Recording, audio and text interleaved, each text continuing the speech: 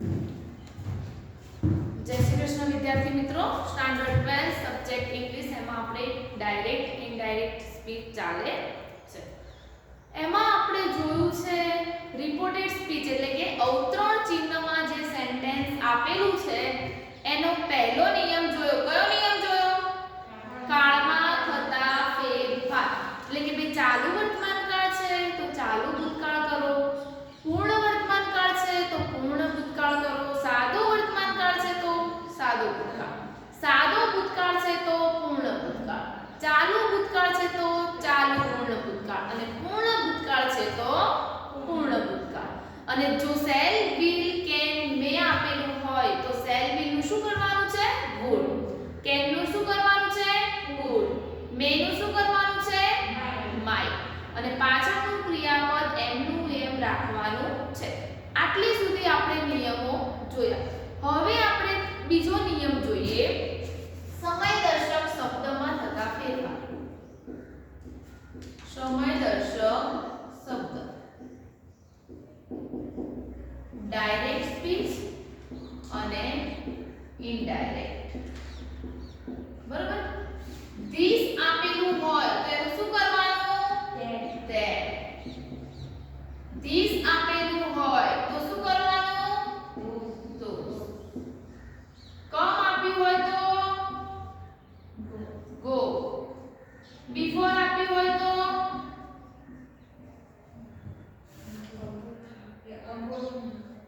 અગોનું before છે. Ago છે તો before. yesterday છે તો the previous day.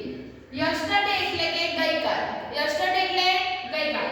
તો લાસ્ટ ડે હોય, લાસ્ટ મંથ હોય, લાસ્ટ યર હોય તો પણ શું કરવાનું છે? the previous.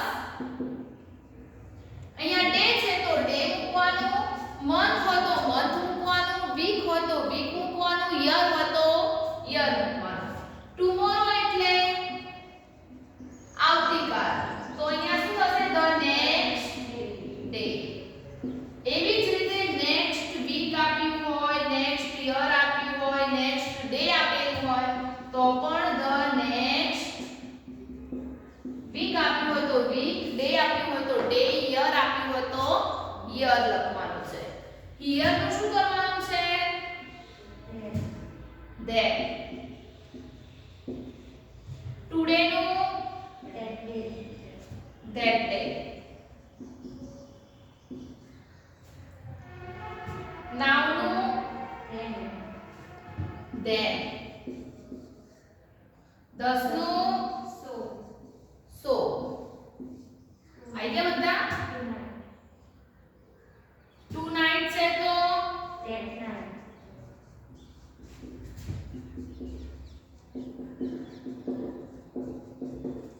તો આ સમયદર્શક શબ્દો તમારે ખાસ તૈયાર કરી લેવાના છે કે જો ડાયરેક્ટ સ્પીચ ના હોય તો એનું ઇનડાયરેક્ટ કરતી વખતે આ રીતે ફેરફાર થાય છે. જો રિપોર્ટેડ સ્પીચમાં ધીસ આપ્યું છે તો that, ધીસ આપ્યું છે તો those. આ બહુવચનનું ધીસ છે. કયું છે? બહુવચન. કમ છે તો go. અગો છે તો before. yesterday છે તો the previous day. એવી જ રીતે લાસ્ટ ડે આપેલું હોય, લાસ્ટ વીક આપ્યું હોય, લાસ્ટ યર આપ્યું હોય, લાસ્ટ મંથ આપ્યું હોય તો પણ the previous તો મૂકી જ દેવાનું. ભાઈ વીક છે તો the previous week, મંથ છે તો the previous month, યર છે તો the previous year. એવી જ રીતે ટુમોરો છે તો the next day. એવી જ રીતે નેક્સ્ટ ડે આપ્યું હોય, નેક્સ્ટ મંથ આપ્યું હોય, નેક્સ્ટ યર આપ્યું હોય, નેક્સ્ટ વીક આપ્યું હોય તો એમાં the next તો મૂકી જ દેવાનું. પણ ડે છે તો ડે, વીક છે તો વીક, યર છે તો યર, મંથ છે તો મંથ મૂકી દેવાનું. હિયર નું that, ટુડે નું that day, now નું then, 10 નું so, tonight નું that night. તો આ સમયદર્શક શબ્દ તમારે લખીને તૈયાર કરવાના છે. હવે આપણે જોઈએ વિભક્તિ કે ભાઈ કર્તા વિભક્તિ, કર્મ વિભક્તિ,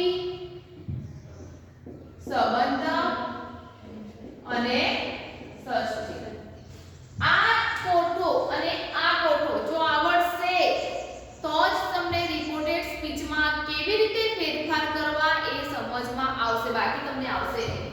પહેલા કર્તામાં કઈ કઈ આવે છે? આઈ, વી, યુ, ઈ, સી, ઈ ને તે. બરોબર? કયા કયા આવે છે? આઈ, વી, યુ, ઈ, સી, ઈટ અને તે. હવે આઈ ની કર્મ કઈ છે? સંબંધક કઈ છે? માય. સોરી,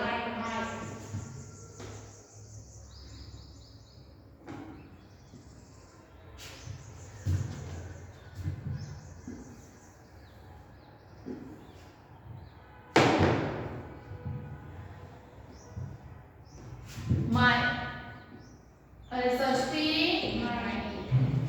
એવી જ રીતે વિષ્ણુ શું થાય? વિનું શું થાય? અવસ. અહીંયા શું થશે? અવર. અને અહીંયા અવસ. યુનો પછી યસ. એવી જ રીતે હીની કર્મ હિમ, હીની સંબંધ હિસ અને ષષ્ઠી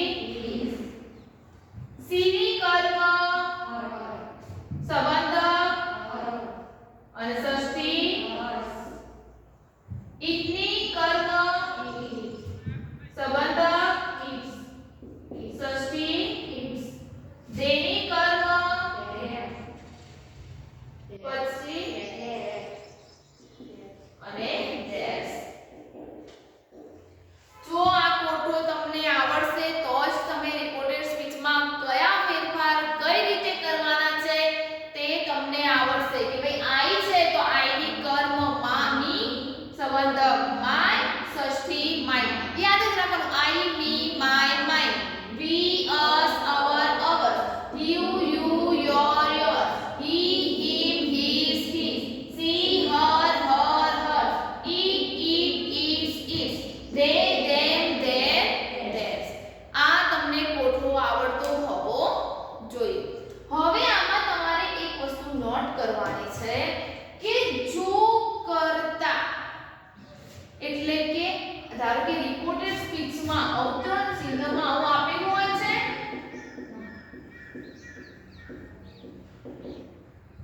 આપેલું હોય છે ને એમાં આપણે વચ્ચે કાળના નિયમો જોયા. હા જોયા. સમયદર્શક આપેલું છે તો એ પણ આપણે જોઈ લીધું કે કયો સમયદર્શક શબ્દ હોય તો એનું શું ફેરફાર થાય છે. હવે જે શરૂઆતમાં કર્તા આપેલું હોય છે એને કેવી રીતે ફેરવવાનું એ આ કોઠા ઉપર આધારિત છે. સમજો. જો કર્તા આઈ ક્યાં તો વી હોય. શું હોય? આઈ ક્યાં તો વી. તો એનો ફેરફાર રૂપા સેડ હિમ બોલનાર પ્રમાણે થાય છે. કોના પ્રમાણે થાય છે? જો કર્તા આઈ ક્યાં તો વી હોય તો એનો ફેરફાર બોલનાર પ્રમાણે થાય છે. રિપોર્ટેડ સ્પીચનો પહેલો જ પ્રકાર છે કે બોલનાર એટલે શું? જે બોલે છે સામેવાળો સાંભળે છે, જેને કહે છે શું કરે છે? સાંભળે છે. બરોબર? તો આઈ ક્યાં તો વી હોય કે જેનો ફેરફાર બોલનાર પ્રમાણે થાય છે. કેવી રીતે? કે ચલો આઈ છે. હવે આપણને એટલી ખબર પડી ગઈ કે આઈ અને વી હોય તો બોલનાર પ્રમાણે ચેન્જ થાય. બોલે છે કોણ? કોણ છે? રૂપા. હવે રૂપા છોકરી છે કે છોકરો? છોકરી. તો છોકરીનું સર્વનામ શું આવે? તો અહીંયા શું મૂકી દેવાનું? સી. શું મૂકી દેવાનું? સી. હવે અહીંયા તો આપણો નિયમ છે કે ભાઈ કયો કાળ છે? સાદો ભૂતકાળ. સાદો ભૂતકાળ છે તો કયો કાળ કરવાનો છે? પૂર્ણ ભૂતકાળ. તો પહેલા તો હેડ આવશે, પછી past participle અને when એમનું સમયદર્શક આપ્યો નથી માટે કોઈ ફેરફાર કરવાનો નહીં. જેટલું આપ્યું છે એટલો જ તમારે ફેરફાર કરવાનો. જો કર્તા કે કર્મ તરીકે યુ આપેલું હોય એટલે ધારો કે તમારે સમજવાનું આ ચારમાંથી કોઈ પણ વિભક્તિ આપી હોય ને તો એની બોલનાર પ્રમાણે કરવાની. ધારો કે પાછળ મી આપ્યું છે. બરોબર? તો મી એટલે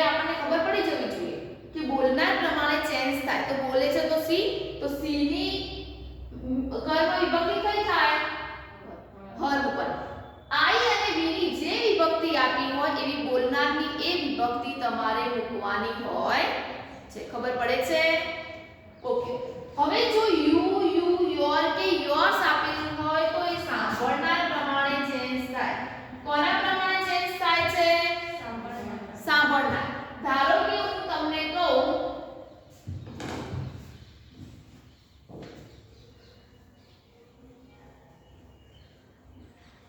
ખાસ આ કોઠો તમારે તૈયાર કરવાનો છે કેમ કે આ કોઠો આવડશે તો જ તમને આવડશે આગળ રિપોર્ટેડ સ્પીચ, બાકી તમને આવડશે નહીં. તો તમારે ખાસ ધ્યાન રાખવાનું કે જો કર્તા વિભક્તિ તરીકે આઈ ક્યાં તો બી છે તો એ બોલનાર પ્રમાણે ચેન્જ થાય છે અને યુ છે તો સાંભળનાર પ્રમાણે ચેન્જ થાય છે. સમજો હું એવું લખું છું કે Mayank said Radha we will give you my pen tomorrow. હવે સમજો તમે આપણને એટલી ખબર પડી ગઈ કાળનો નિયમ આપણે શીખી ગયા છીએ. સમયદર્શક નિયમ આપેલું હોય વર્ડ તો એનો પણ નિયમ આપણે શીખી ગયા છે. કર્તામાં ધ્યાન રાખવાનું કે આઈ અને વી એને લગતી કોઈ પણ વિભક્તિ હોય એ બોલનાર પ્રમાણે ચેન્જ થાય છે અને યુ ને લગતી કોઈ પણ વિભક્તિ હોય તો એ સાંભળનાર પ્રમાણે ચેન્જ થાય છે. બાકી હી સી ઈટ અને દે હોય તો ફેરફાર થતો નથી. ફક્ત આ ત્રણમાં જ ફેરફાર થાય છે, બાકી હી સી ઈટ કે દે માં ફેરફાર થતો નથી. હવે સમજો આ સેન્ટેન્સ. હવે મયંક છે ને, હાલ આપણે રિપોર્ટેડ સ્પીચના નિયમો જોયા. અવતરણ ચિહ્નમાં જે સેન્ટેન્સ છે એના નિયમો શીખ્યા. આના નિયમો આપણે શીખ્યા નથી. તો બરોબર, આપણે ફક્ત અવતરણ ચિહ્નના નિયમો બનાવીશું. બરોબર. હવે જો પહેલો જ કર્તા વિભક્તિ આવી વી. હવે આપણને ખબર છે વી છે, વી કોના પ્રમાણે ચેન્જ થાય? તો ચલો અહીંયા બોલનાર કોણ છે? વી એ બોલનાર પ્રમાણે ચેન્જ થાય તો મયંક છે. મયંક છોકરો છે કે છોકરી? છોકરો. તો એનું સર્વનામ શું આવે? છોકરો છે તો હી, છોકરી છે તો સી. તો આપણે પહેલું મૂકી દેવાનું. આપણે આના જ નિયમો શીખ્યા છે. બરોબર, એટલે આને આપણે ધ્યાનમાં હાલ નહીં લઈએ. તો વી નું આપણે બોલનાર પ્રમાણે થાય તો મયંક એટલે શું થાય? હી આવ્યું. હવે આપણે બીજો નિયમ કે ભાઈ શેલ વિલ હોય તો શું કરીએ છીએ આપણે? વુડ. શેલ વિલ હોય તો એનું ઇનડાયરેક્ટ કરતી વખતે શું કરવાનું છે? ચલો વુડ પણ કરી દીધું. હવે પાછળના ક્રિયાપદને શું કરવાનું છે? પાસ્ટ પાર્ટિસિપલ કરવાનું છે, ભૂતકાળ કરવાનું છે, આઈએનજી લગાવવાનું છે કે એના એ જ સ્થિતિમાં રાખવાનું છે? એની એ જ સ્થિતિમાં. જો શેલ વિલ હોય, કેન હોય, મે હોય તો શેલ વિલ નું વુડ કરવું, કેન નું કુડ કરવું, મે નું માઇટ કરવું. તો પાછળનું ક્રિયાપદ એમનું. હવે યુ છે. હવે તમે એવું કહેશો કે બેન યુ તો કર્તામાં પણ છે અને કર્મમાં પણ છે, કયું ગણવું? ઓબ્વિયસલી એવો સવાલ અમુકને તો થાય જ કે બેન યુ બેમાં છે, કર્તામાં પણ છે, કર્મમાં પણ છે. તો હવે યુ કયું ગણવું? સમજો સૌપ્રથમ યુ આપે ને, અહીંયા કર્તા તરીકે યુ આપે છે તો કર્તા વિભક્તિ ગણવી.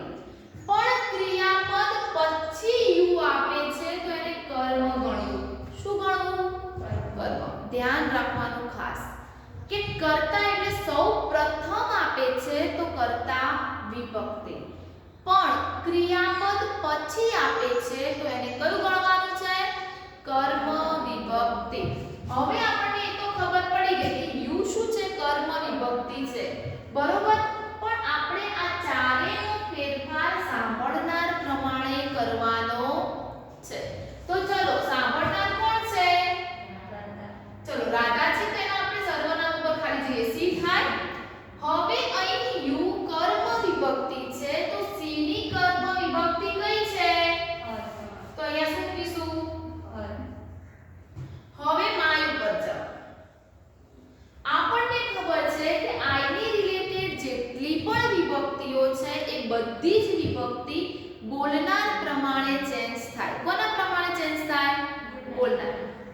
પડી ગઈ? તો આ માય એ બોલનાર પ્રમાણે ચેન્જ થશે. હવે બોલનાર કોણ છે? હી છે. બોલનાર કોણ છે? હી. તો હીની આ માય કઈ વિભક્તિ છે? તો હીની સંબંધક કઈ આવે? તો અહીંયા આપણે શું મૂકીશું? પેન એમનું ટુમોરો છે, આવતીકાલ. તો ધ પ્રીવિયસ ધ નેક્સ્ટ